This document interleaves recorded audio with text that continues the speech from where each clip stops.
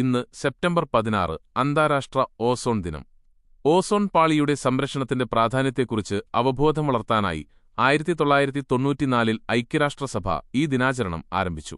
Ozone പാളിക്ക് നാശം വരുത്തുന്ന രാസവസ്തുക്കളുടെ ഉൽപ്പാദനം കുറയ്ക്കുക എന്ന ലക്ഷ്യത്തോടെ 1987-ൽ ഒപ്പുവെച്ച മോൺട്രിയൽ ഉടമ്പടിയുടെ ഓർമ്മക്കായാണ് ഈ ദിനം ആചരിക്കുന്നത്. ഓസോൺ പാളിക്ക് സംഭവിക്കുന്ന നാശം നമ്മുടെ ജീവിതത്തെ ഗുരുതരമായി ബാധിക്കും. ഇത് സൂര്യനിൽ നിന്നുള്ള അൾട്രാവയലറ്റ് രശ്മികൾ ഭൂമിയിലേക്കെത്താൻ കാരണമാകും. ഇതുമൂലം ചർമ്മ ക്യാൻസർ, തിമിരം പോലുള്ള ആരോഗ്യപ്രശ്നങ്ങളും കാലാവസ്ഥാ വ്യതിയാനവും ഉണ്ടാകാൻ സാധ്യതയുണ്ട്. നമുക്ക് ഓരോരുത്തർക്കും ഈ പാളിയെ സംരക്ഷിക്കാൻ ചില കാര്യങ്ങൾ ചെയ്യാം. റഫ്രിജറേറ്ററുകൾ, എയർ കണ്ടീഷണറുകൾ തുടങ്ങിയവ ശരിയായി പരിപാലിക്കുക. CFC അടങ്ങിയ ഉൽപ്പന്നങ്ങൾ ഒഴിവാക്കുക. വാഹനങ്ങളിൽ നിന്നുള്ള പുക കുറയ്ക്കുക. കൂടുതൽ മരങ്ങൾ വെച്ചുപിടിപ്പിക്കുക. ചില മനുഷ്യപ്രവർത്തനങ്ങൾ ഓസോൺ പാളിക്ക് കൂടുതൽ നാശമുണ്ടാക്കുന്നുണ്ട്.